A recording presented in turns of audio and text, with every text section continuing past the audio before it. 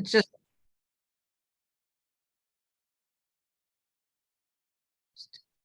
the only challenge with that is that if I'll have to go and edit it a little bit to pull the front end. Oh, I think I could do that.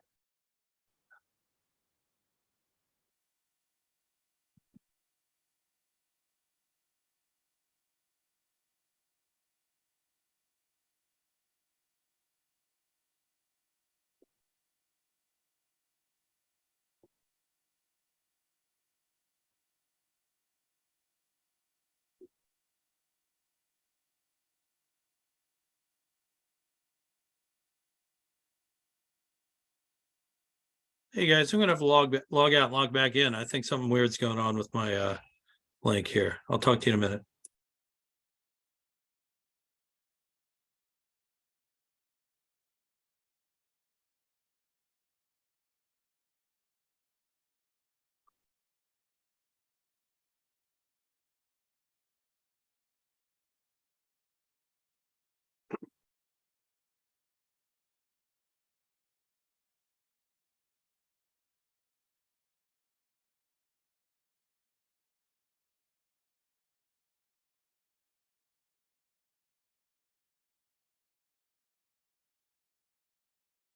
You know, when you look at the clock, it moves really slow. All right, I have 7:02. I think we're gonna get started, okay? So welcome everybody to the Charles Village Community Meeting, March 29th. First on the list is the Department of Transportation. Good evening, everyone. My name is Shaquetta Wallace. I am your DOT liaison. I am going to toss it over to our Chief of Engagement, my boss, Mrs. Tarina Galloway.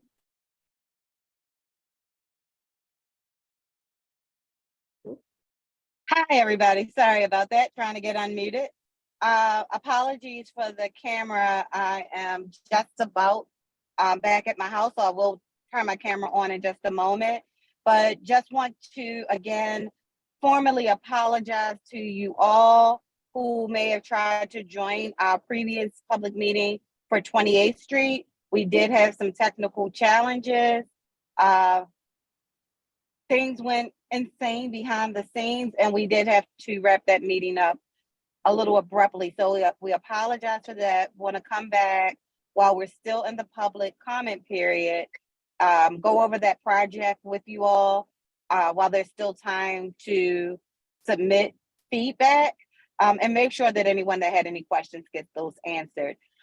With that, I want to introduce Clea Baumhofer, who is our engineer supervisor on the call tonight, as well as William Haynes, who is the chief of traffic for the Department of Transportation. And they'll be going through the presentation.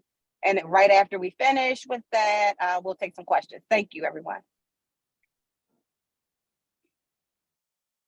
Okay, good evening, everybody. I'm going to share my screen here and go into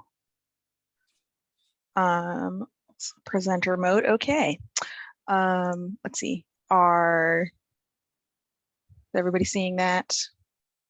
Okay, great. So I'm just going to give an update on the 20th Street multimodal project alternatives. And a little background on this project. Here we have the project area along 28th from Sisson through Maryland Ave.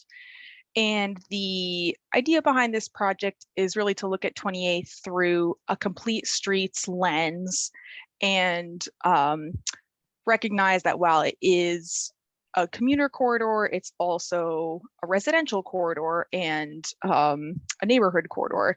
And to really look at it from a multimodal standpoint, really promoting safety for all modes, looking at better connections for biking and walking.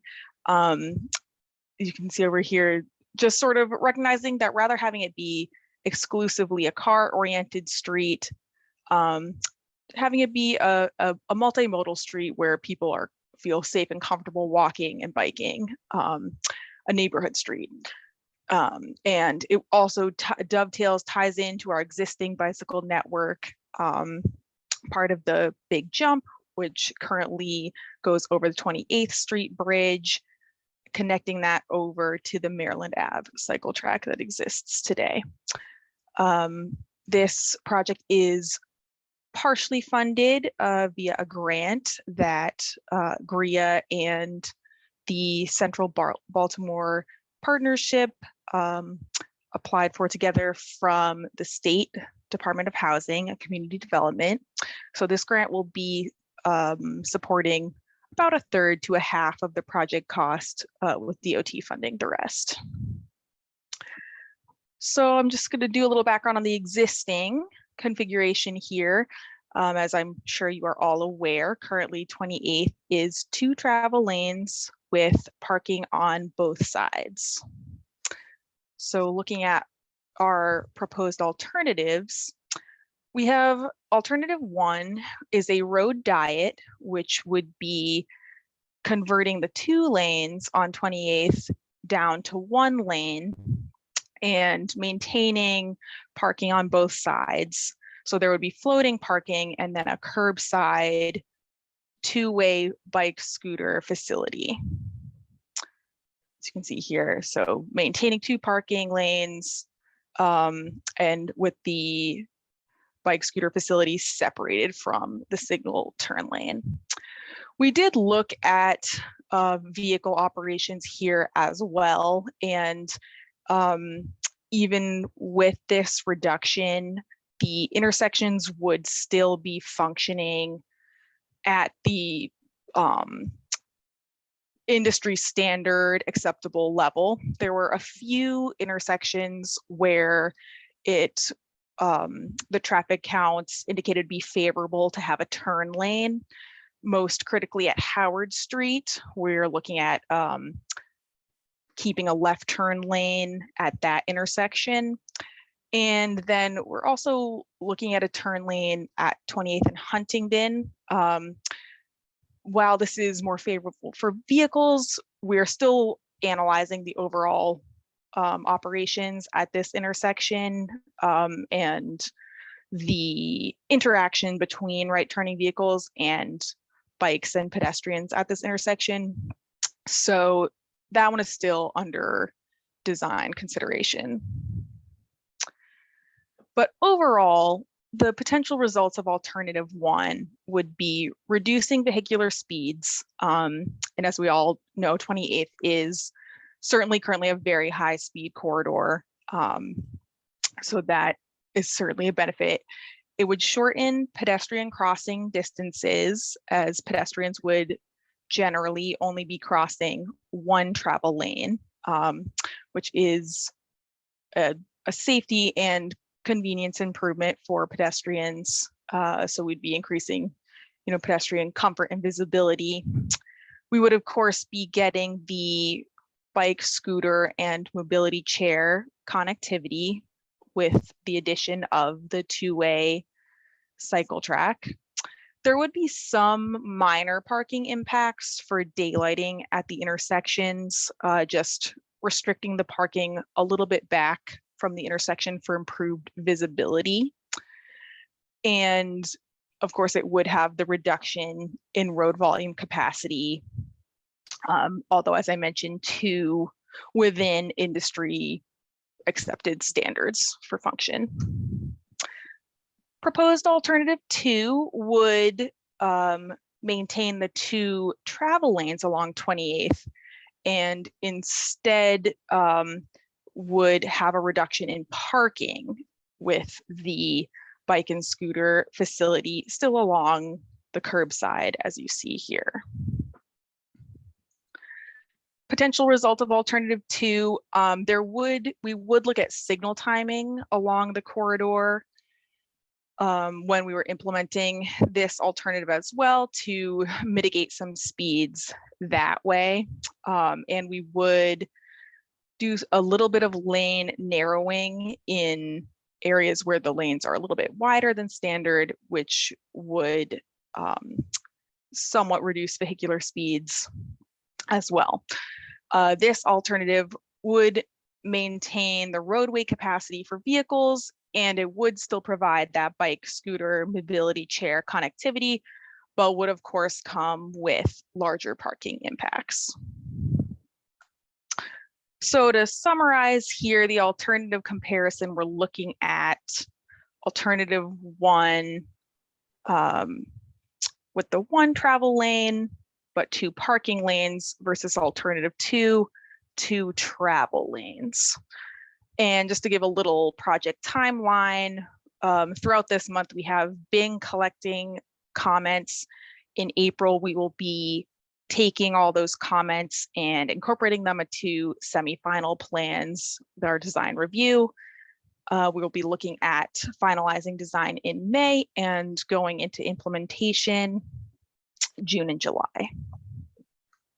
For the comment period, we are coming up on the end of the comment period. It is going through Monday, this coming Monday, April 3rd. This presentation and importantly, our survey on which alternative is preferred for you are posted on DOT's website. If you go to either this link or you can go just to streetsofbaltimore.com and click on the 28th Street icon. So for leaving comment, that is one option, or the second option is to email this email here, dot.community@baltimorecity.gov. And please share your preferred alternative and neighborhood affiliation if you are emailing. So both of those are accepted comment types. And with that, I can go to questions. I know you all have a pretty packed schedule, so if questions are in the chat, we will also be updating our FAQ on the website with some more frequently asked questions. Well, I don't see any questions on the chat, but of the two, my personal one would be number 2. Number 1, I think it's going to get serious backups because 83 unloads a lot of traffic on that road. And I'm not sure if you're aware, there's a development plan for the corner of Huntington and 28th. They want to put apartments there, but which would be more traffic on that road. I have a question, actually. Sure. My question is, can you expand on what industry standards means exactly? What are industry standards in terms of how much more traffic will what's going to happen on that corner is what I'm wondering. What does industry standards mean? Sure. So within traffic engineering, we and this is in the longer form of the presentation. If you go to the website and you want the specific like grades for the intersections, but intersections are graded A through F based on how much delay a vehicle is experiencing, an F being like breakdown in the intersections function. And so even with alternative 1, most intersections are maintaining around a B or C, and all of them, I believe they're all, for sure, all of them are at least maintaining a D, which is considered a best practice. So we go down to D on some intersections? Yes. Is there any way to find out which intersections they are? Yes, we have, let's see. Yeah, so as I said, let me see if I can just go to the website here. While I'm doing that, I could also take more questions, but if you don't mind, if I could just jump in on the industry standard, it's called level of service. And the reason we wanted to look at the operations along the corridor, so one of our big concerns was if there was a reduction in capacity and traffic did back up, then we could potentially see commuters diverting onto local streets. Streets aren't really designed to carry that type of traffic, and really people just looking to get around congestion. And so That's why we did the analysis sort of in support of that option. And so like Clea was saying, it's almost like your school grade, A through F. Except they're, and of course that is based on delay, like Clea was saying. But I just want to clarify, because that is a sort of vehicular focused metric. And our goal here is not to prioritize vehicles over pedestrians or cyclists. It's to figure out, okay, what is going to happen if we were to reduce the cross section or reduce the travel way? What impacts could that have on the broader community? That being said, it would still be nice to. So I believe that, yeah, the PM is, so the evening rush hour or PM peak is the most critical, like sees the most traffic. Uh-huh. So for existing, we're looking at 28th at Sisson. So we've got currently, as I said, a range from A to C in the existing, and Charles Street is not actually being affected. It was just included in the study area. But so Sisson is one of the critical intersections, and then Howard at 28. is And does the that arrow, would that critical. arrow alleviate that? Will there be, this is another question that is specifically focused at that Howard and 28th Street D right there. Is there going to be any kind of improvement on the lights there? Because they're pretty awful on that corner. There's one, it's a bad corner because it's a blind turn into what may be a red light. And so I live right at this corner. And then I know the other corners on 28th Street are just as awful, but I live right on the corner and I can see what's happening. My friend across the street, catty corner from where I live, just had his the front of his house bashed in by a car, and he's still having it repaired. So it's a bad corner. Would the lights be updated there, or would that be something that happens later? So one thing I'll say is that with reducing speeds generally along the corner, that kind of crash would become less likely. But we are also separately looking at that intersection just in terms of crashes, and are considering we're taking a look at the site distance there and considering some additional warning. I have a question. Sewell is planning a major apartment complex at Sisson and 28th, which is going to be more car traffic. Can I speak to that? I'm sorry. Hi, I'm Corey Jennings. I'm the president of the Greater Remington Improvement Association. Hey, thanks for coming, Corey. Thanks for coming tonight. Yeah. I wanted to be here to give you guys a little additional context. I'm not trying to represent DOT at all, though, to be clear. I was just going to speak about Seawall because DOT is DOT. But Seawall, we have been in close coordination with Seawall. Hey, Corey, can I interrupt you just a second? I think Matt Pinto's on the call and he's going to speak to this too. Perhaps we hold off until he speaks and you can speak to it. Is that right? Are you here, Matt? I am here. Do you want to hold off or do you want to talk right now about this, Corey? Oh, please. I didn't see Matt was on the call. I'd love for Matt to speak for Seawall, please. I didn't know that he was here. Are we talking about this now? Or are we talking about this? No, let's stick to we're not talking about this now, Matt. Let's keep on with DOT here. Matt, can you discuss your support or your thought for that development around this project, though, around the specific thing that DOT is talking about here? That's not the whole project, but just that specifically, so that I'm not speaking for you. Yeah. I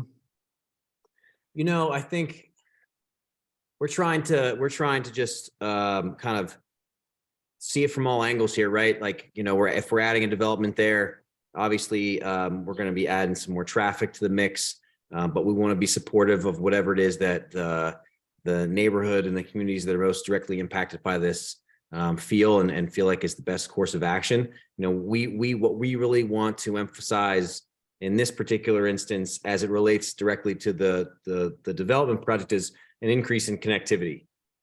So if an increase in connectivity means slowing down traffic to increase pedestrian traffic, we're in favor of that. If it means, allowing traffic to continue to pass through the neighborhood so that people can continue to come from east and west and meet in this part of the city because it is so centrally located, we're in favor of that. I think at this point, we really are in favor of whatever's going to, connect the city and connect people to this part of the city. So I think that's the best way for me to answer that, Corey. Thank you. That is not what we've been told in many discussions with you, Seawall. So I really do hope that you guys clarify that internally, because we have been told that you are in support of reducing speeds along this corridor for pedestrian traffic, specifically in our public meetings by Theobald. So yeah, Corey, I just want to be clear about that. So, but thank you. Forgive me, I wasn't prepared to talk on that one exactly because I haven't been part of those conversations. That's fine. I just do want to be clear that that is what Theobald has said to us. We can move on from that specific development project, because this will impact many more people than one single development. So, but thank you. Absolutely. And like I said at the start, we're in support of whatever the local neighborhood communities and people who are most impacted by it are. I think we need to move on. I encourage people to go to the website and email or put their comments directly to them. Yeah, please. This is the Streets of Baltimore website, and the survey is right here. So I encourage you all to go and select your preferred alternative and leave a comment on. We will also be, as I said, updating FAQs. So if there are outstanding questions, just keep an eye on the website. So Okay. Thanks, everyone. Thanks for your presentation, but we do have a full schedule, so we need to move on. Next. Thank you for the time. Thank you. Next on the list is the mayor's office. Is Leah Lynch with us?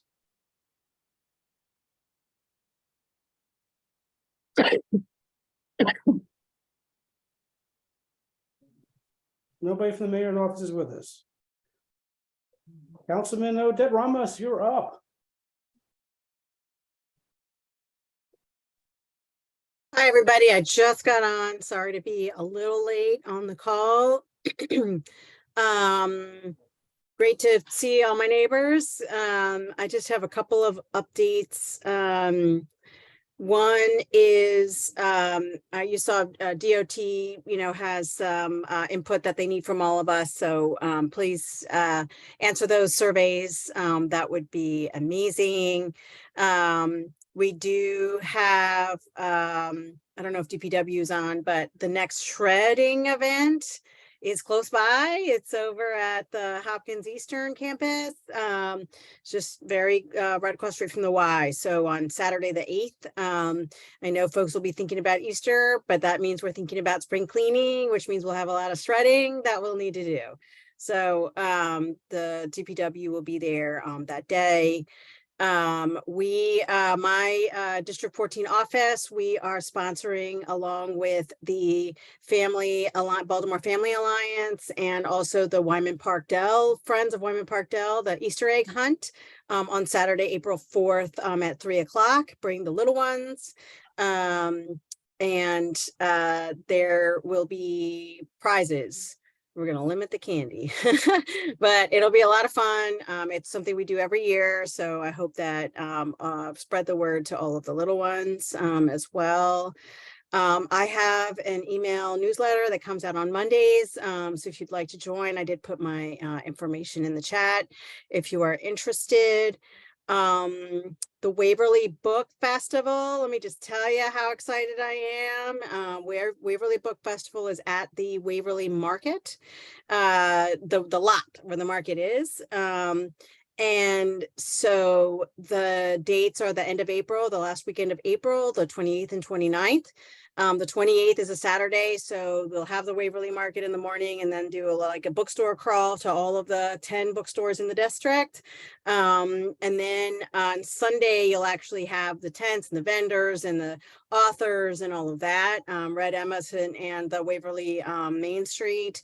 And like I said in the paper, if it grows to be the Baltimore Book Festival, I will not complain. I'm just very excited about the opportunity to be able to bring Book Festival back to Baltimore after the pandemic, and we'll just take the lead because that's what we do. So it's going to be awesome. So just mark your calendars, walk over to where the Waverly Market usually is, and that'll be a lot of fun. You know, just I know you've got a big agenda, so just real quick, I introduced legislation a couple of weeks ago to create another tool in our toolbox to address vacant and abandoned properties called the Baltimore's Land Bank. This is a strategy that's been used in other cities across the U.S. And I'm really excited. There is so much work to do in our to deal with our vacant properties. While we don't have as many here in our neighborhood, it does impact us. So I'm looking forward to continuing the work with this new tool. I've got my inclusionary bill as well and a bunch of other stuff. So feel free to call our office if you need anything. I'll be staying for questions. I think I'm on the agenda for later for the ordinance for the PUD. So I can talk about that now, or I can talk about that later, however you want to do it. Let's talk about that later when it comes in our list. Cool. Awesome. Thanks, Thank you. everybody. Next on the list, Councilman Stokes, are you with us?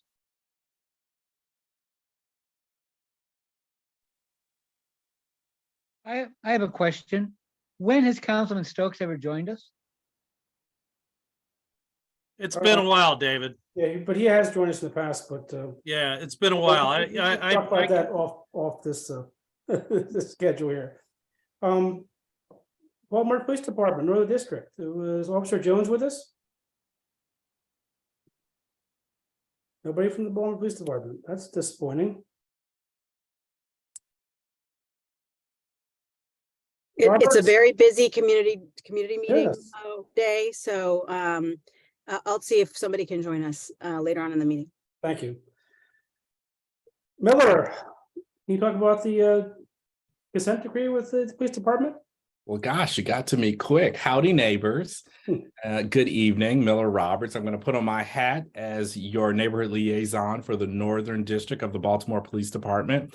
I see a lot of familiar faces, but also some fresh ones. So I just want to say that my role in the consent decree monitoring team is to be an information conduit, as well as someone to make sure that citizens are getting involved with the police reform that is happening here in Baltimore.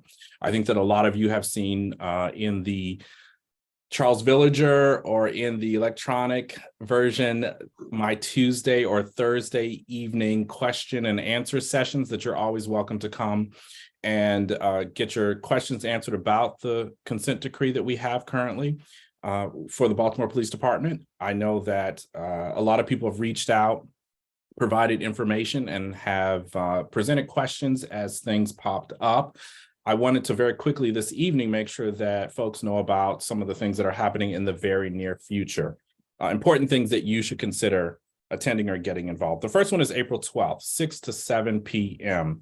The consent decree monitoring team has our quarterly community forum by way of Facebook Live. So if you go to Facebook and find us there, the Baltimore Police Department monitoring team, consent decree monitoring team, we have an hour-long discussion. You can submit questions before or during.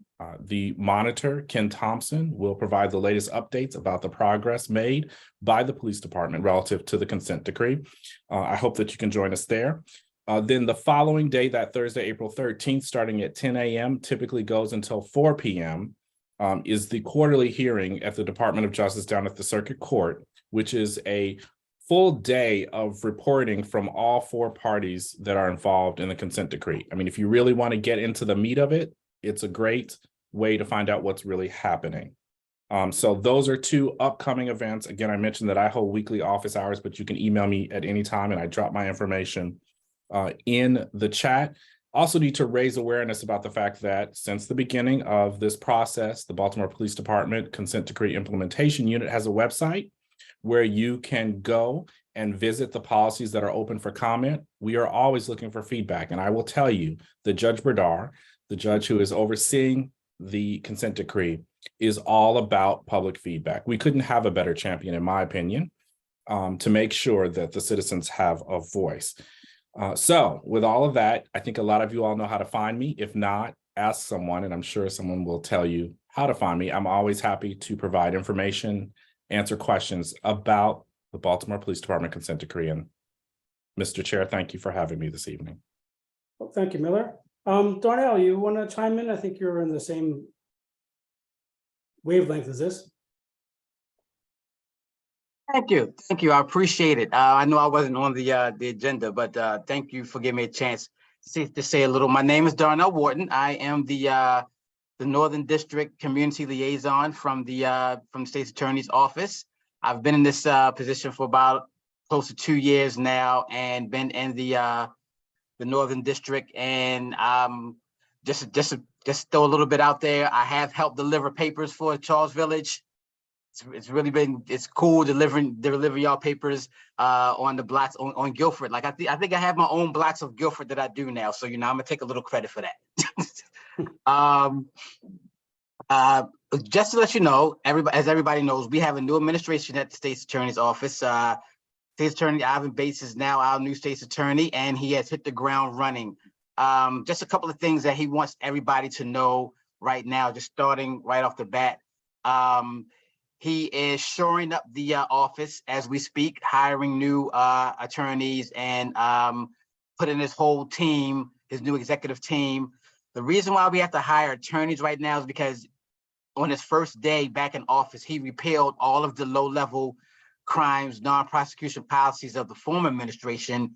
And with that said, when it comes to prostitution and when it comes to trespassing, loitering, open container, and all of that, the district attorneys that were there wasn't doing any work, so there were no attorneys there because we weren't prosecuting. But now that we are, we're going to have to get new prosecutors. So he's hiring new prosecutors for the district the district courts, and a lot of them going to be young. So he got with the judges and said, which day do we have our lowest docket? And it's Friday. So every other Friday, these new attorneys will be getting trained on how to handle these cases that are going to be coming in from people getting arrested for these low-level crimes. Now, with that being said, we're not trying to do mass incarceration. There are going to be two things he's going to be doing. He's going to be giving citations, and he's going to be loading them up with wraparound services. Now, because he want to get tough on crime, he also wants to give people chances to do the right thing. And the citations with the citation court is going to be one thing, and introducing them to services such as House of Ruth and Turnaround and stuff like that. But if they don't want to take any of those chances, then we're going to prosecute. And like I said, he wants to hold them accountable, but also help out when he can. If you've seen also on the news, he's doing his illegal gun bill. Legal gun bill is HB 481. And basically right now, if somebody is to get caught between the ages of 18 and 20, if they get caught with an illegal gun, they would face 5 years in prison and a $10,000 fine. But 21 and above getting caught with an illegal gun get only 3 years and a $2,500 fine. And he felt like that was unfair. So his bill is pushing to get 5 years across the board for any age that's getting caught from the age of 18 to 80. You get caught with an illegal gun, you're facing 5 years. Again, this is not a mandatory minimum, but it's what they're facing. So if somebody gets caught with a gun, more than likely, if it doesn't have bodies on it or anything like that, just an illegal gun, they'll probably do 8-9 months in jail, waiting for this court case to come up, maybe another 3 waiting if it gets rescheduled. And then when they get in front of the judge, they'll be facing 5 years. They may get a 5-year sentence, but get like 4 years taken away and time served for the time they were already serving in jail, waiting for the case to come up. But if they do anything else within that probation period that they're going to get after getting that go, then the charge will come back up and they'll probably be facing all of those years. So again, it's just holding people accountable. Another thing that he wants to talk about is the creation of an older adult division. And the reason why he wants to do an older adult division, because we know a lot of our senior citizens are out here getting scammed. People are calling their houses with scams. People are coming to their houses with scams. They're getting their estates scammed from them and some of these homes that they're in. So he wants to create an older adult vision coupled with the economics crimes division to protect the rights of our elders. So he's going to be doing that soon. So that's basically the three things that he really wants to get out there that we're working on, shoring up the office, making sure we get the hires in for our attorneys, the illegal gun bill, and the repeal of the low-level non-prosecution, and that we are prosecuting for that now. We're building the bridge to make a better Baltimore and holding people accountable, but also wrapping our arms around them to give them chances is what the office is about now. And I am your community liaison. I am the voice from the office to you, talking about our resources that we have with our bereavement center and our victim witness services. But more importantly, I am your voice back to the office. So if any of you have any comments, you have any questions, anything, please let me know so I can get the answers for you. Because if you have something to tell me, I don't want to make it seem like you're just telling me a story and I'm not giving you any meat back. I'll make sure I follow up and get the answer for you. I have a weekly email that I do every week for all my Northern District people to talk about anything that's going on in the office. If you want to be a part of that, please let me know, or please, I put my information in the chat. Email me your email address so I can put you in there so you can find out what's going on in the Northern District. And I just want to let you know it's a little bit bittersweet, but in the next couple of days, they're going to be moving us from the police districts to our legislative district. And our legislative district is 43, which I'll be in. The best part about it is Charles Village is still going to be in 43. So I'm still going to be your community liaison. So please let me know if you want to be part of that weekly email. Send me an email address. I'll get you in. And again, I am your community liaison. I'm a son of the North. I grew up in the Northern District. I went to City forever. I went to Morgan, graduated from Morgan, and I'm just happy to be here in the Northern, helping out the residents, the businesses, the churches, and all the resident and the community associations of the Northern District. Again, my name is Darnell. Please, you know what? Somebody put Polly up there. Thank you, Brianni, for putting City Forever, because somebody put Polly up there. But we're not going to get into that. Darnell, thank you. And I am personally happy to hear about what's going on in your office. So thanks. Thank you. All right. Do we have anybody from DPW on our meeting here? I didn't see Terrence's name. Jennifer Milkey, you're up. Jennifer's not with us. George, she had communicated earlier that she had a conflict and might be able to join us much later. All righty. We'll move on. Charles Village Benefits District, Christina and Ron. Good evening, everyone. It's Christina Williams, and I am going to try to be brief. I just wanted to make sure everyone was aware that we are currently accepting nominations for the quad representatives. Every year we have quad elections for our 4 quad districts, and we'll be accepting applications or nominations for those positions through April the 14th. We'll be doing a virtual vote April 17th through the 21st.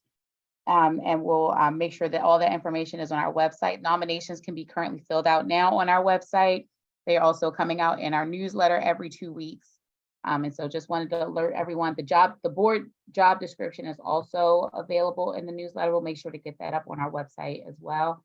We're also still accepting applications for our ambassador program. We've been doing a lot of work to improve the program to make sure that we're getting a great diverse group of residents and business owners and community members from however you show up in this community to participate, really trying to remove any barrier of participation by providing stipends, childcare, and dinner as well. So we're really trying to make sure that this is a program that is available to everyone. So we're working on that, and we'll have more information soon about when that program will launch. But if you're interested, please just send an email to info@charlesvillage to let someone know that you're interested in learning more information. That's also on our website. The other thing I wanted to mention is, before we get to event, our budget. We're in the middle of our budget process. Our board last night voted on the draft budget. We're going to be posting this week what the draft budget looks like. We had a in-person, just stop by for a beer kind of thing at Peabody Heights this past Saturday, just so folks could ask questions about the budget. But we're also going to have a virtual community meeting on April the 13th to discuss what the budget proposed budget looks like for this upcoming fiscal year. We have some information that we'll be sharing, and it'll also be on our website and in our newsletter this week and in the Charles Villager later this month. But if you have any questions, feel free to reach out to info@Charles Villager about that as well. This is really important if you are able to give some feedback on the budget to do so. And then this is my time now, Darnell. Can you stop? Out city, my time now. My bad. The other thing that I'll mention is that we have quite a few trainings coming up this year. So we wanted to make sure that folks are getting access to the type of resources as neighbors that we all should be educated on. So we're going to have a Narcan training next month. We're going to do mental health first aid in May. We're going to do 2 active assailant trainings, one in July, and we're expanding also to, I think, September, Ron. And then in September, we're also going to have a CPR training and then recycling training in November. So we're hoping that these will be helpful to the community. We'll have signups for all of those things. In addition to that, we have community cleanup dates listed on our website as well, one for each community that we serve. First one being May 6th with Harwood, and then for Charles Village, we won't be able to do one until November, but that date is also posted on our website. And then I'm not sure if I'm forgetting anything else, other than I just wanted to say this is my last meeting with everyone. My last day is on Friday, so I just wanted to say farewell. Thank you all so much for welcoming me into this community and allowing me to work with you all throughout these last 5 years through many, many different scenarios, ransomware attacks and COVID and social justice movements and everything else we've been through. And I am so appreciative to be able to say that I am not going very far. I'm staying in the community, working. I have an office on Charles and 25th, so you will still see me at events and community meetings and things like that. And I'm joining the 29th Street Community Center board, so I'll be around. You haven't gotten rid of me, but really appreciate you all being there to support the benefits district, and hope that you continue to do so. The staff and team there are amazing people, and they honestly, and I can absolutely say they have been the best group of people that I have ever worked with. So would hope that you all continue to show them love as you have so done for me. So thank you very much. Well, I for one will miss you greatly. I know Miller has some words he wants to say. Oh, I'll miss you too, George, but you haven't gotten rid of me just yet. So I'm going to be brief, Christina, but I do need to take a moment to put on every community hat that I possibly wear, but most importantly, the one as the board chair for the Charles Village Community Benefits District, to say thank you for everything that you have done during your time here. I think that you have really done some incredible things. And during your party last week, the words from the staff are proof positive that you have not only done the job, but you have developed people to be better citizens in our community, in their lives, and we cannot thank you enough. I'm excited that you aren't going far, because that would probably make me very, very sad. And so we look forward to the next iteration of Christina, because I know that in the end, it's going to benefit our community, and cannot thank you enough. And sorry that this is your last meeting as the executive director, but Mon, congrats for all that you're doing. thank you. Ron, do you have something to add? Wow, how am I supposed to follow that? Stick I'm to not- the front line. I'm not going to. How's that? I'm just not going to. So yes, I'm going to go over crime that occurred during the month of March so far. As most of you know, there was a shooting on March 3rd at the Sudsville that occurred at about 7:30 in the morning. An individual who was targeted was shot at that location. He was able to leave that location, walked a few blocks, passed out, was picked up by an ambulance, taken to Johns Hopkins, where he later died. Obviously, police believe that that shooting was a targeted shooting. At this point, they've not made an arrest. I did meet with the city police yesterday, and all that they could provide me with was that there was a reward of up to $4,000 posted through Metro Crime Stoppers for anyone with information in that investigation. We did have 3 robberies so far this month. That is a low number for those keeping track. The first one, actually, we didn't have any until March 24th, 2500 block of North Charles Street at 2 a.m. Individual was using or attempting to use an ATM machine. Individual walked up behind him and forcibly took $5 and some identification. The second one occurred on March 25th, the 300 block of East 32nd Street. Individual was walking down the street. Individual approached him from behind with a handgun and forcibly took that individual's iPhone. The third occurred in the 400 block of West 28th Street on the 27th at about 4:30 in the afternoon. An individual who was basically a porch pirate was attempting to steal some items that had been left by a delivery service.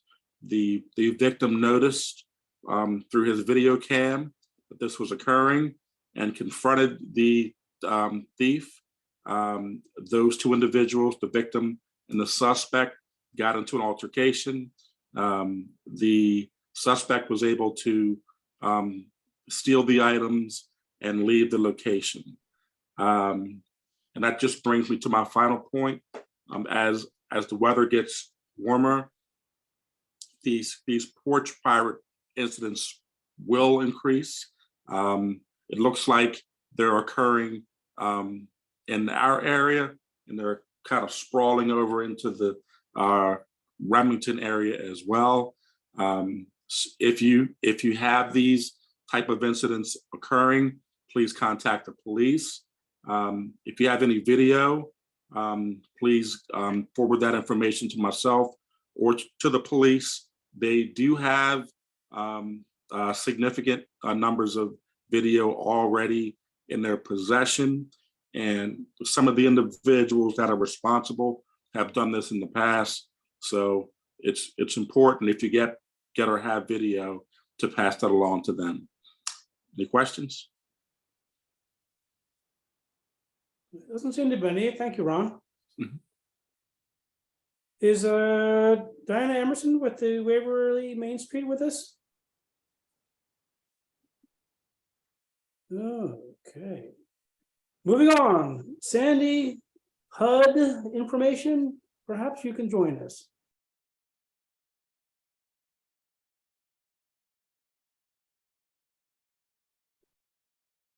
You speaking to me? Yes, Sandy, you're up. I'm sorry. I was writing a great thank you to Christina. She's done a superb job for 5 years. Charles Village is a much better place because of Christina. I have some wonderful news for the PUD. I've just learned that the old Coldstone space in the 3200 block will now become the Amazon hub. So that is well underway. They're completely gutting the space, and as the chair of the PUD Design Review Committee, we're looking at the signage. So I think that will be a very positive addition to the PUD. And hopefully it'll give reason for people to go, even more reason for people to go shopping in the Charles Village Retail District. We are working closely with City Council Person Odette on the renewal of the North Charles Village PUD, which is now over 25 years old. We have updated it to make it current with city code and the design review guidelines to be appropriate for this time, with language that is used today and wasn't 25 years ago. We are the land use committee. Currently, we don't have a particular project that we're looking at. It's important to know that we never know what's coming up from one week to the next. So I am proud to say that we put a lot of effort into the project, the service building that Matt Pinto will speak about on Howard Street. There's a big article in the Business Journal about it. That was a process that involved us for over 2 years with 3 community meetings for the block. And it was all very positive. So that's kind of, you know, where we are at this point. We never know from one week to the next. Thank you, Sandy. Moving on. I have a question. This is what is the address of the location that's being, I just heard the words gutted and Amazon. So Sandy, can you tell me more about that? It's it was the vacant Cold Stone spot in the middle of the 30. Oh, Cold Stone. Okay. Yeah, it's been okay. Been vacant for about a year, I think. Yes. And I'm excited, frankly, that we have a use coming in that is not another food space. So because the purpose of the PUD was to attract lots of variety, and services are definitely needed, and this will be an important service for people. Okay, I just was concerned when I hear those 2 words together, but since that's the case and that's the structure. Thank you so much for clarifying that. Okay, Matt Pinto, want to update us on the Howard Street project? I sure can. And just real quick, just for to sort of circle back on what we were talking about earlier, Corey, you know, like I said, I wasn't really prepared to talk about that, but I had a chance to just have a quick phone call with some of my colleagues at Seawall. And just to be clear, we are fully supportive of what GRIA is proposing. I just wasn't kind of in the loop on that one. So again, yeah, just want to make sure that we're clear on that one, and everybody's kind of understanding what position we're taking. So so putting that one behind us for the service center, super excited. I guess Sandy sort of alluded. We got a little bit of press this past week. We did a press release, and we got a little press in the Baltimore Business Journal. You know, we're super excited that we finally are ready to sort of break ground, so to speak. Everybody who's sort of local will have seen that the fencing has gone up around the existing building, signage has gone up, and you know, if all goes well, knock on wood, the existing brick and board building will start to come down next week. It's very, very exciting stuff for us. I've been in direct contact with a lot of the neighbors that are directly adjacent to the building. Got a little text chat going on with them to make sure they know exactly what's going on. You know, they don't feel like they're being surprised by anything. I think it's just a really exciting step for the whole project. So, you know, we believe the building should start coming down. It should probably take about 2 to 3 weeks to come down to the ground. And then we're really off to the races with the new construction project. You know, anticipating about 15 months worth of construction time, delivering somewhere late spring, early summer of 2024. And really just very, very excited to have, you know, all of the support of CVCA and GRIA and to have a great partner, as the article in VBJ alluded to in Wide Angle Youth Media. They've been here hanging in with us for a bunch of years now. Exciting to see them have like a real, I don't want to say proper headquarters because their place of business now is pretty awesome, but a place they can call home for the next 10 plus years, which has been awesome to watch them grow. So that's really the biggest update that I have. I'm not sure if there were any questions that everybody wanted to ask about it, but I'm happy to answer them if there are any. Well, I don't see any questions in the chat, so if something comes up, I'll let you know, but let's move on. Thank you for your report. Got it. Janice, the membership. Yes, we're still in our renewal period for 2023.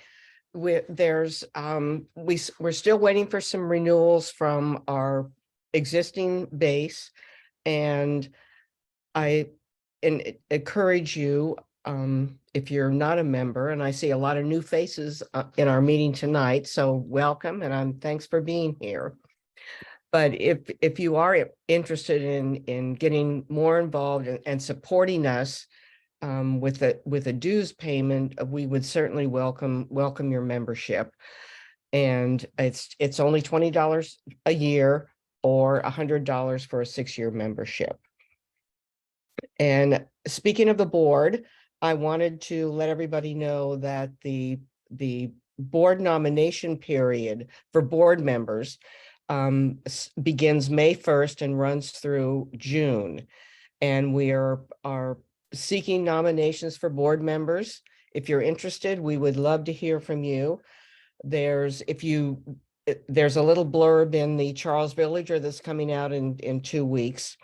And you can learn more about it there. There's also will be information posted on the website, charlesvillage.net, and in the e-newsletter that Beth distributes every Tuesday. So we're really trying to make an effort to get out into the community, reach out with people, give them plenty of notice that is coming up during May and June, and hopefully we'll get some people who are interested in becoming more active and participating on the board.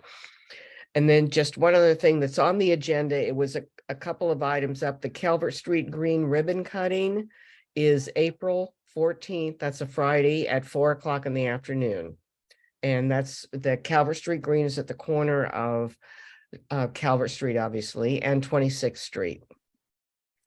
And we've been a group of volunteers and it has been working on this project for a couple of years now, and it's great to see it actually come to fruition. The daffodils are popping up in bloom, and it really, the space looks really, really nice. So if you haven't been by, please do stop by, and we'd love to see you. Like I say, on the 14th for the ribbon cutting. And that's really all I have. Well, thank you, Janice. I hope you enjoy your trip and hope you feel better. Thank you. All right, moving on. I'm gonna turn the meeting over to Paul, who's gonna take care of our nonprofits. Hi, everybody. How y'all doing? I hope everybody's doing well. First of all, I'm going to talk about the festival. Now, the festival, first of all, if you have any friends that are vendors, who would like to, artists or vendors or anybody who you know who would like to be part of the festival in any way as a vendor, please have them reach out to me because I am one of the vendor coordinators. It's me and Laura Stella. So just let us know. You can go to charlesvillagefestival@gmail.com and let me know if you're have a friend or if you're a vendor. The main stage is all completely booked. Please go to charlesvillagefestival.net to see the acts on the main stage. And we have a new organizer for the north stage, which is a stage that is at the end of the vendor column. We call it Artisans Alley. And it's at the very end of southbound North Charles Street at the end of our festival. And it's a community stage. And Giovanna has just been so wonderful. Giovanna, are you here tonight? She's booked almost all the acts on this stage, and I've never been able to do it as fast as she has. And it looks like it's going to be a really good lineup. I've got them up on the website as well. And I'd like to pass this on to Beth, actually, because she has quite a few things lined up for the festival as well. Would you like to take this away, Beth? Yeah, sure. I can talk to it for a minute. For Hi, like the pet parade, the garden walk, and the painted ladies, or anything else? Right. I mean, that's all stuff I'm happy to speak to another time, but we do have a new event this year to celebrate the 25-year history of painted ladies in Charles Village. And for those of you who don't know, the brightly colored homes that we have didn't used to be here. So we are having a little celebration this year and a retrospective. There'll be display booth and information booth at the festival.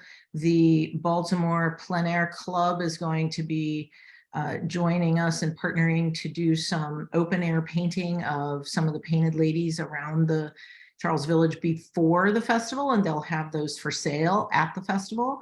And then we also have some historic walking tours that will take place both days of the festival. So that's going to be a lot of fun. I encourage you all to come out for that. And there'll be a lot more information going up on the website in the next couple of weeks.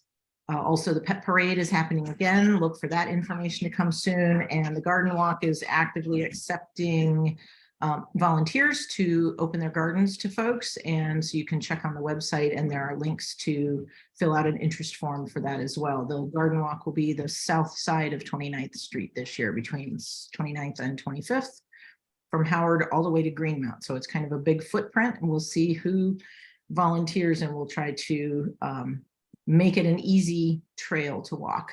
Thank you all. And just to reiterate, it is falling on June 3rd and 4th this year. So we're really looking forward to having everybody there. And I'd like to pass the mic on to Maya from the 29th Street Community Center. Have I said your name right, Maya? Yes. Good evening, everyone. So happy to be here. We have a lot of exciting things happening at the community center. So I do want to share that the week of Earth Day, we have a number of events going on.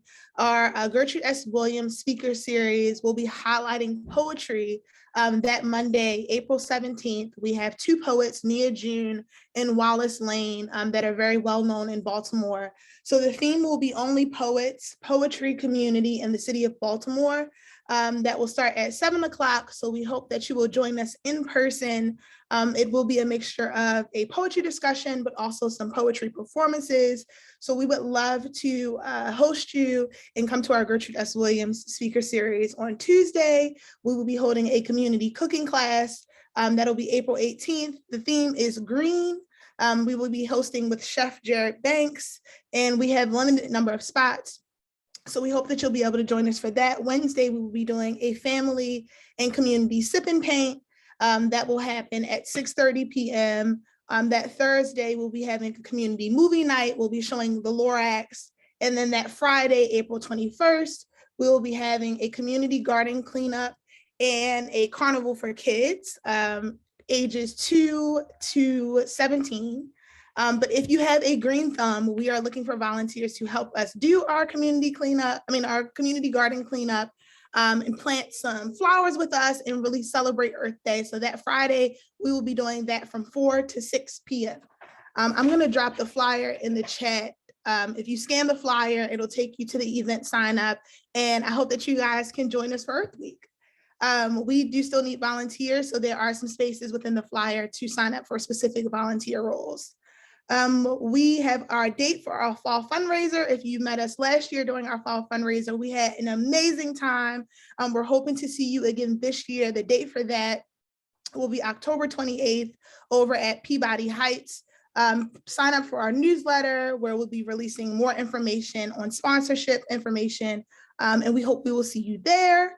And last, our summer camp this year will run July 5th to August 11th, and we have some temporary summer positions. If you love working with our youth or want to, get busy for the summer and lend a helping hand, we will have some temporary summer positions available as well. But I hope that everyone can sign up for our newsletter, because in the next couple of weeks, we will be releasing a lot of information about how you can get involved, volunteer opportunities, space rental information, sharing your information within our newsletter. So we hope that you will see us on social media or join our newsletter. Thank you. Thank you, Maya. Thank you so much for coming tonight. Thank you for having me. Yeah, it's great to see, great to have you here. We're moving on. We're going to have the Charles Village Foundation is a nonprofit that is very important in Charles Village, and we have Pat Welsh here to tell us about it. It's a very, very important organization, and not a whole lot of people know about it. I think everybody should know what the Charles Village Foundation is. So you're here, Pat, right? I am. My screen name is Dr. Bob, but I am really Pat Welch. Well, can you tell us a little bit about the foundation, what it represents and what its goals are in Charles Village, please? Okay, most of you may be aware of the foundation because we are the fiscal sponsor for the festival. A fiscal sponsorship is when an organization handles money for another organization. In the case of the festival, this began in January of '97 when I got a call from Ed Hargaden saying that we were going to do a centennial celebration and we needed a treasurer. What year was this, Pat? January of '97. Mm-hmm. And so before I got involved, the people who were involved in the creation of the benefits district also created the Charles Village Community Foundation, which is, this is the kind of wonky part. It's a 501c3, which means it's a corporation that's exempt from taxes and people can make contributions to it. So hold that thought, that's sort of important.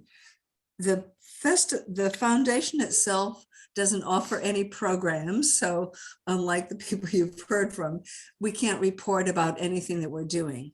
The festival is the work of, I see Beth and Paul and the consortium of the Village Learning Place, the Friends of Wyman Park Dell, the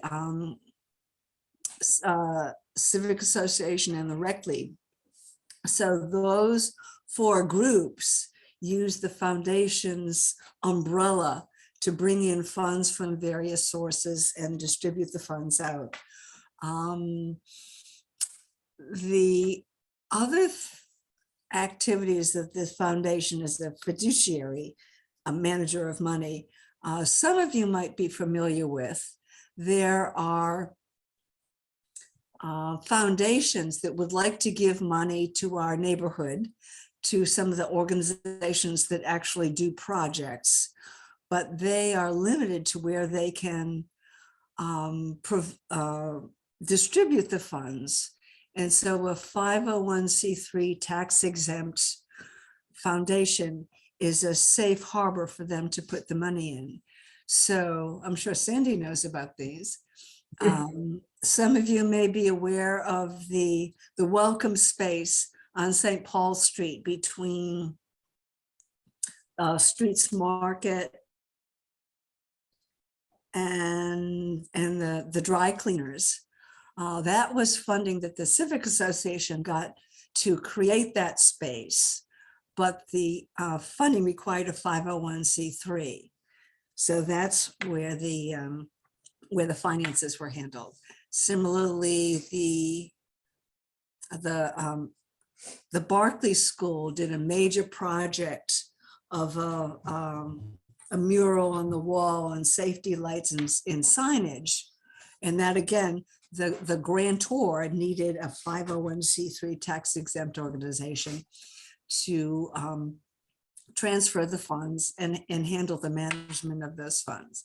So that's a flavor of what a fiduciary does.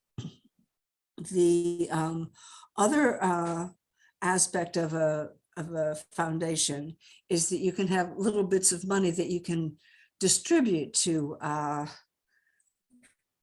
enhance your neighborhood. The as we mentioned, the painted ladies.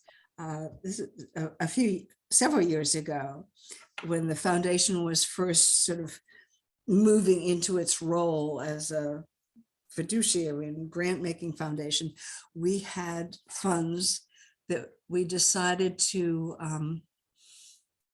sponsor a 3-year program of painted ladies. So that was one of the early projects of grant making that the foundation took on. It does seem nice to have the painted ladies keep coming back. A lot of the smaller grants that we do are mainly focused on block projects, and we try to find projects that will do capital improvements like tree wells,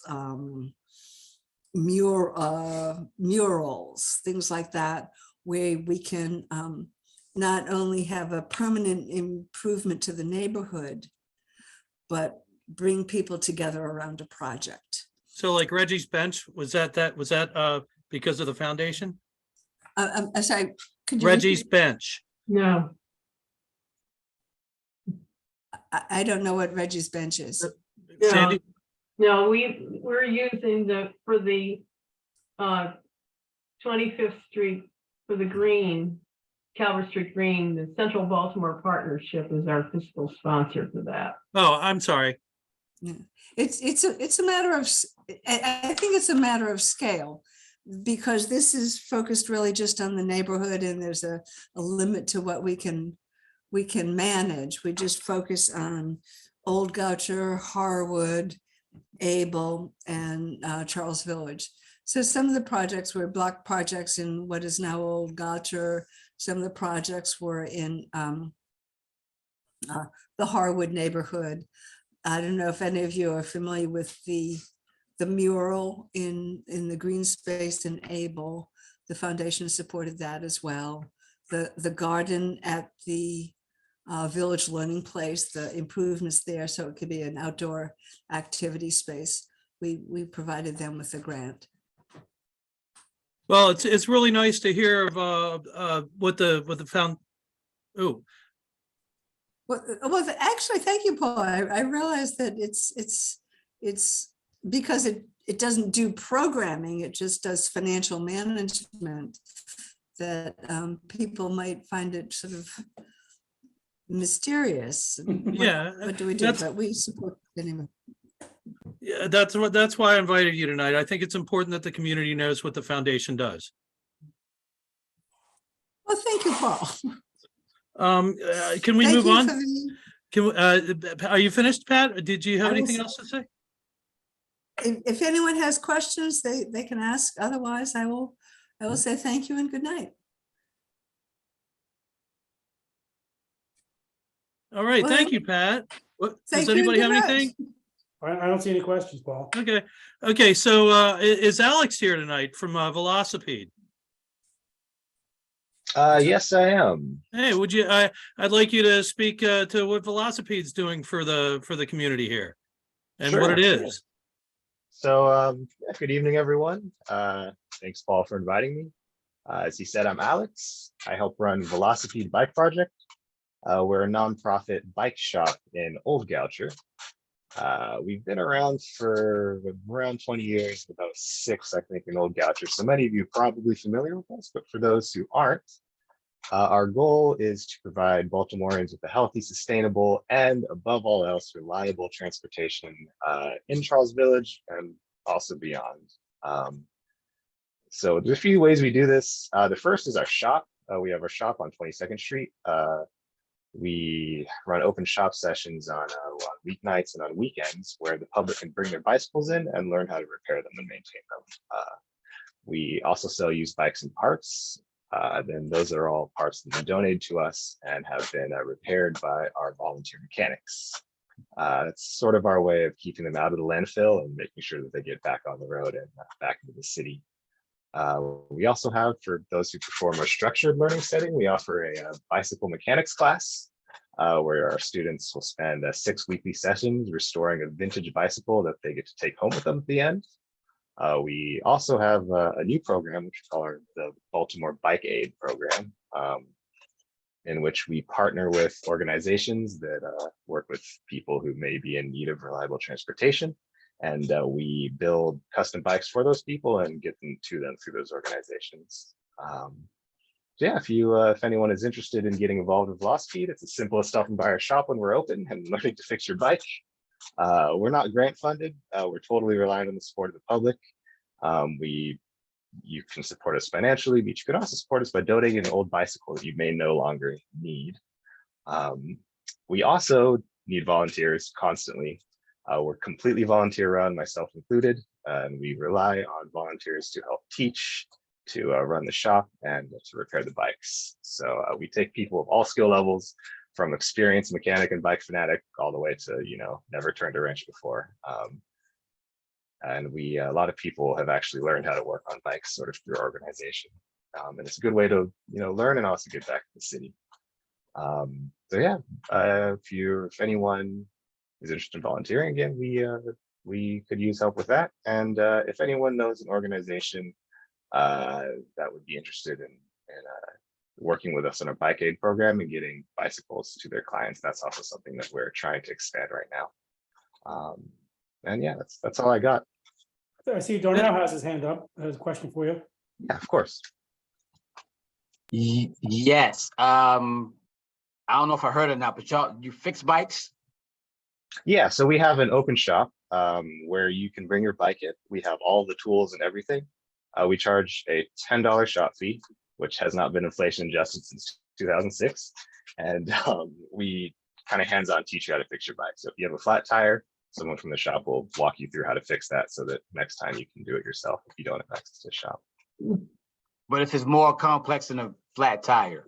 We do everything that a normal shop can do. Excellent. You shall see me soon. All right. Hey, Alex, I wanted to ask you, when I volunteered for Velocipede, when you were down next to Metro Gallery, you had a deal where if you put in X amount of hours, you could use the shop for free. Yeah, so we do still do that. Volunteers who volunteer for 2 shop sessions a month get to use the shop for free. You may also recall, if you volunteered down there, our kind of work exchange for bicycles program. We're not currently still doing that because that was difficult to manage. But if you are looking to fix up a bike, looking for a bike that you can fix up yourself and take home, you can still get in contact with us. Yeah, for any specific. Yeah, my wife got a bike down there about 4 months ago. Beautiful bike from REI, just tuned up beautifully, and she loves it.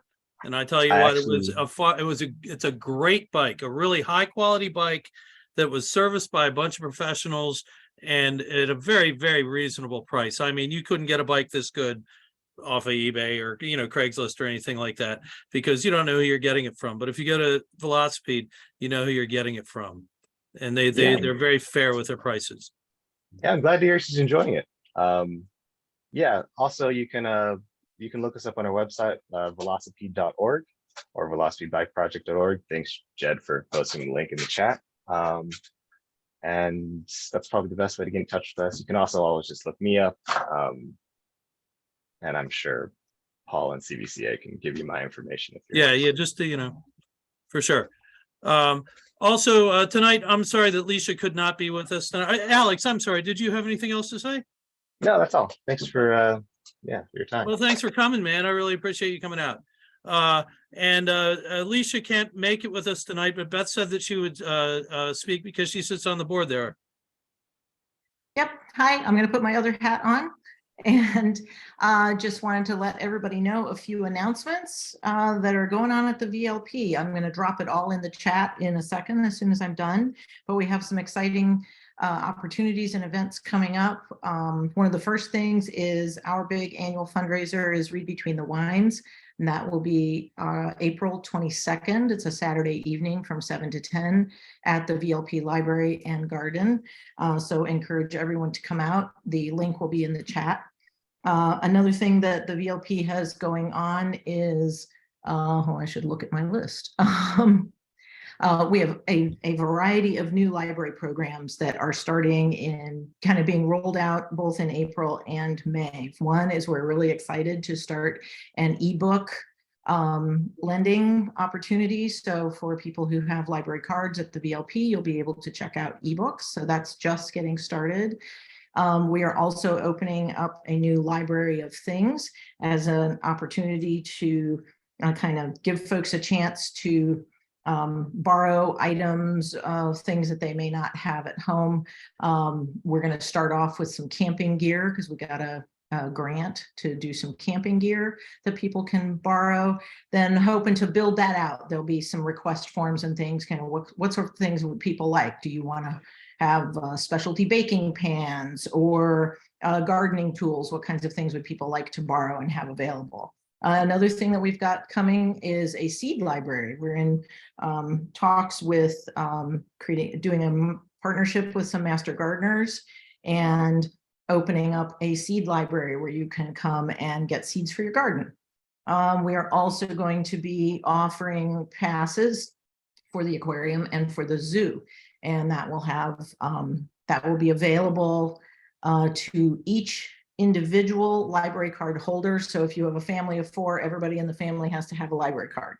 And so every individual with a library card would be able to request, say, an aquarium pass, and you could do that once a year. And you could also do the zoo once a year if you want. Then there are some adult education opportunities starting. We're going to have some computer basics classes and also some math tutoring for adults who are working toward their GED. So there are links in the chat now, putting it in now, to register for things. To please feel free to pass that on. But we're really excited with all the new programming that we are rolling out. Any questions? Ask me. Otherwise, go to the VLP website and there should be information about all of this. Thank you, Beth. So I think that wraps up the nonprofit organizations. We have any public comments? I just wanted to say thank you, Beth. Thank you so much. Our next community meeting is on May 31st, so mark your calendars now. And I appreciate everybody coming, and good night. And remember that I gotta say something. I'm sorry, who? Oh, Shriver Hall Concert Series. I'm sorry, what's your name? Hi, I'm Catherine Cochran. I'm the Executive Director of Shriver Hall Concert Series. We're a nonprofit in Charles Village. We're located behind the Baltimore Museum of Art. We're on the Johns Hopkins campus, but totally independent of Hopkins. And I just wanted to say hello. It's been a while since we've been at one of these meetings. We're the region's premier presenter of classical chamber music and recitals. So artists who are appearing at Carnegie Hall are often appearing on our stage as well. And just to highlight that we're here, we've got $10 student tickets. We also have a 50% community discount for members of CVCA. And we've got 2 more concerts to go this season. The next one's April 23rd with pianist Piotr Ondrzejewski. And then May 14th, Mother's Day. You can come celebrate Mother's Day if you're looking for something to do with your mom with the Imani Winds. And we'll also be shortly announcing our new season. Hey, I'm sorry, what's your name again? I'm Catherine Cochran. Thank you, Catherine. I'm so sorry you weren't on the agenda. I think that might have been my mistake. I'm sorry. Well, it's wonderful. Thank you for letting me say Catherine, something.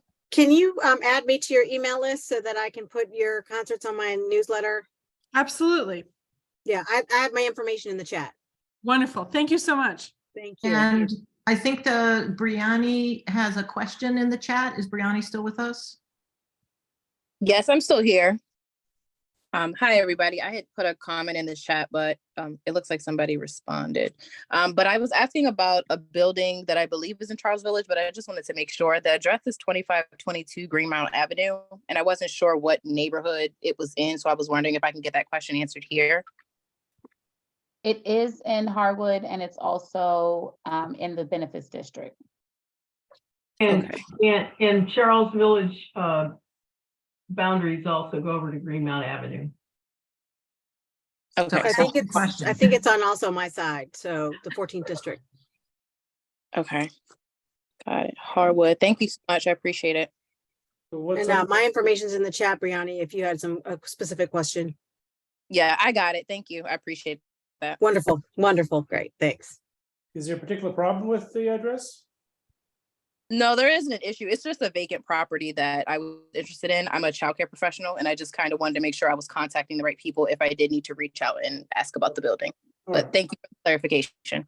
Hey, Sandy, can you speak to that? Can you like talk to her about that? Well, the vacant building, I would actually, in that case, speak to Diane Emerson at Waverly Main Street. She's been working a lot on vacant commercial properties. That's outside of her boundaries. The property's at 25th in Greenmount. Diana's property, boundaries end at 29th. Oh. So maybe Central Baltimore partnership with Peter Duvall would be. Yeah, I think that would be the best. Makes a sense.